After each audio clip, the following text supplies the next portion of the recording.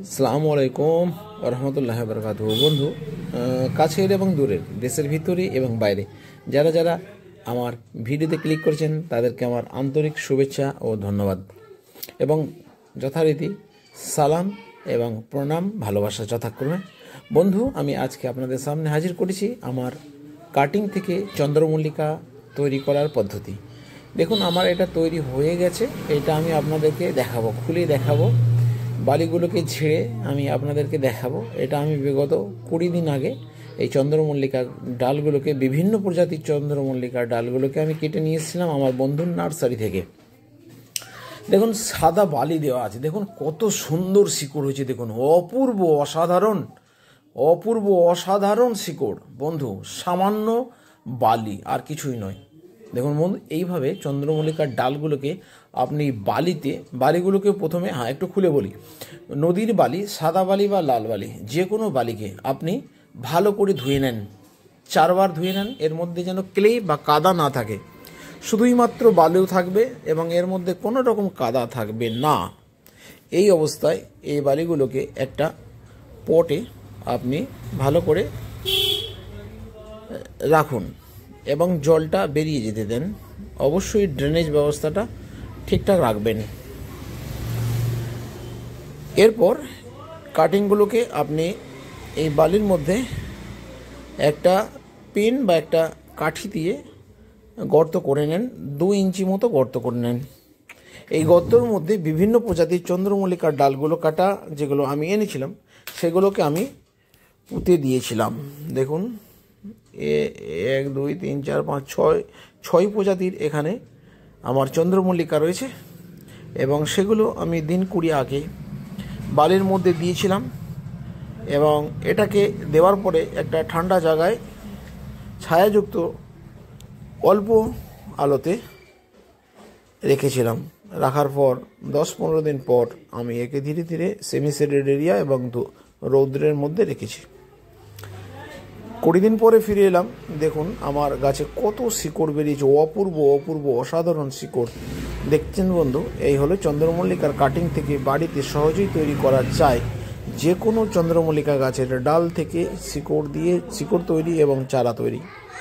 আপনারাও পারবেন, একটা ইজি পদ্ধতি। কিন্তু বালিতে কোনো রকম ফার্টিলাইজার দেবেন না, শুধু বালি হলেই হবে, বালি আর জল। তবে খেয়াল রাখতে হবে যেন জল শুকিয়ে না যায়।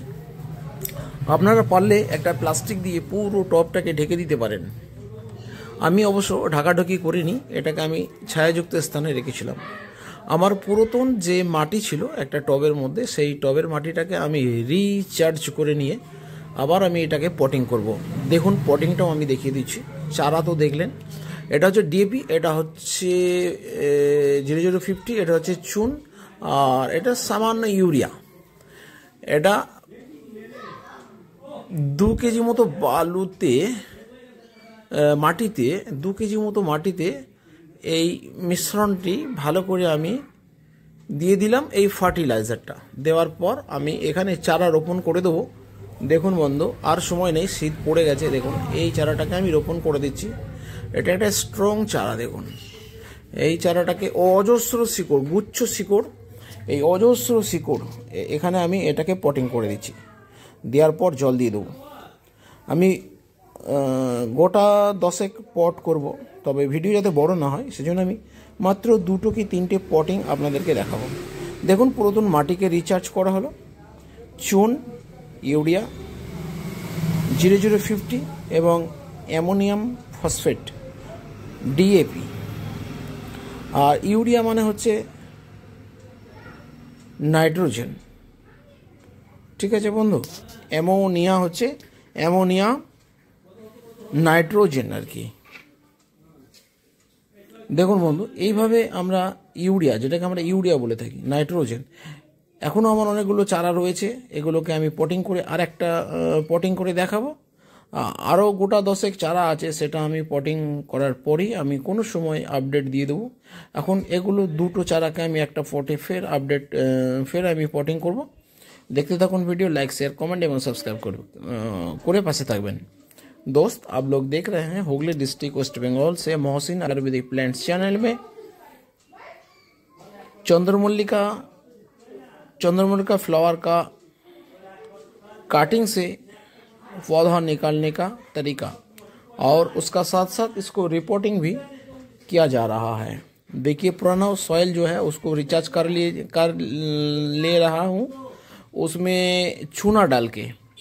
यहाँ है 3 केजी तक मिट्टी गार्डन सॉइल। इस मिट्टी में हम 15 ग्राम तक चूना डाल दिया। थोड़ा सा चूना ज़्यादा डाल दिया इसलिए कि मिट्टी को फंगस और बैक्टीरिया ये सब हाथ से छुटकारा मिलना है, इसीलिए हम ये है 0050 DAP बोल के मिलता है, वो भी थोड़ा 10 ग्राम तक दे दिया। इसका बाद इसको हम मिट्टी को हम अच्छे से मिक्स्ड कर लेंगे। उसका बाद हम पॉटिंग करेंगे। पुराना वाला पॉट का मिट्टी को उठा के हम निकाल के हम उसको रिचार्ज कर रहे हैं। रिचार्ज करने के बाद चूना दे के रिचार्ज कर रहा हूँ। बैक्टीरिया फंगस फुटो जो सब है उसको किल कर देगा चूना। तो ये पुराना वाला पॉट मेरा है। देखिए ये प्लास्टिक वाला डब्बा है, इसको हम काट के और जो नीचे वाला होल है होल को हम थोड़ा ढक दे रहा हूँ, इसीलिए उसको वो बंद ना हो जाए। ड्रेनेज व्यवस्था को अच्छे से क्लियर होना चाहिए। দেখুন বন্ধু, এইভাবে মাটিগুলোকে আমরা 15 মাটিগুলোকে আবার রিচার্জ করার জন্য ভিতরে দিয়ে দিচ্ছি এবং এখানে আমি পটিংও করে দেবো। আপনাদের সামনে একটা স্ট্রং চন্দ্রমল্লিকার চারা তৈরি করেছি কাটিং থেকে এবং দুটো চারা আমি এখানে পটিং করে দেবো। দেখুন দুটো চারা একসঙ্গে পটিং করে দেবো। দেখুন হয়ে গেল, কাজ মিটে গেল। বাড়িতেই তৈরি করুন বিভিন্ন ধরনের বিভিন্ন কালারের চন্দ্রমল্লিকা চারা আপনি বাড়িতেই তৈরি করতে পারবেন। আপনার বন্ধু নার্সারি থেকে আপনি একটা করে ছোট ছোট ডাল কেটে নিয়ে চলে আসুন। বিভিন্ন গাছের ডাল, বিভিন্ন কালারফুল ফ্লাওয়ার ডাল, সেগুলোকে আপনি কাটিং করে বালিতে পুঁতে দেন। 20 দিন 25 দিন পর আপনার নতুন চারা তৈরি হয়ে যাবে। শুধু বালি, কিন্তু বালিকে ভালো করে ধুয়ে নিতে হবে, 3বার 4বার ধুয়ে নিতে হবে। বালুতে কোনো রকম ক্লে বা কাদা না থাকে। এটা নদীর যে কোনো বালি, সাদা বালি, লাল বালি, যে কোনো বালি হলেই হবে। বন্ধু দেখুন আমার পটিং শেষ। এবার আমি এতে জল দিয়ে দেবো, আর কিছু না।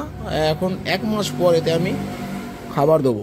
তবে ইমিডিয়েট ক্লোরোপিড এবং সাফ ম্যানকোজেব এবং কার্বিনডাজিম আমি মাঝে মধ্যে স্প্রে করে দেবো গাছটা ধরে গেলে দিন 15 পর। ঠিক আছে বন্ধু, দুটো পট আমি রিপোর্টিং করে আপনাদেরকে দেখালাম। দেখতে থাকুন ভিডিও, লাইক শেয়ার কমেন্ট এবং সাবস্ক্রাইব করে পাশে থাকবেন। গাছগুলোর পাতাগুলোতে একটু জল দিয়ে দেওয়া উচিত, তাই আমি পাতাগুলোতে একটু জল দিয়ে দিলাম। এরপর ভালো করে জল দিয়ে দিলাম, কারণ হচ্ছে এতে সার দেওয়া রয়েছে। বেশি সার যাতে না হয়ে যায়, বেশি সার হলে এটা লিচিং হয়ে বেরিয়ে যাবে। ঠিক আছে বন্ধু, দেখতে থাকুন ভিডিও, লাইক শেয়ার কমেন্ট এবং সাবস্ক্রাইব করবেন। আপনারা দেখলেন চন্দ্রমল্লিকার কাটিং থেকে চারা তৈরি এবং তা পটিং। ধন্যবাদ যারা যারা দেখেছেন শেষ পর্যন্ত, এখনও পর্যন্ত যারা ভিডিওটা দেখেছেন তাদেরকে অশেষ ধন্যবাদ বন্ধু। দেখুন পাশের বালতিতে অনেক চারা রয়েছে, এগুলোকে আমি আরও রিপোর্টিং করব, সেখানেও 10টা চারা আছে। ঠিক আছে বন্ধু, দেখতে থাকুন। প্রতিদিন সন্ধ্যা 6টায় আমার ভিডিও আসে, দেখবেন, লাইক শেয়ার কমেন্ট এবং সাবস্ক্রাইব করে পাশে থাকবেন। ধন্যবাদ, খোদা হাফেজ, জয় হিন্দ। মেরা ভারত মহান হ্যায়, সত্যমেব জয়তে। খোদা হাফেজ।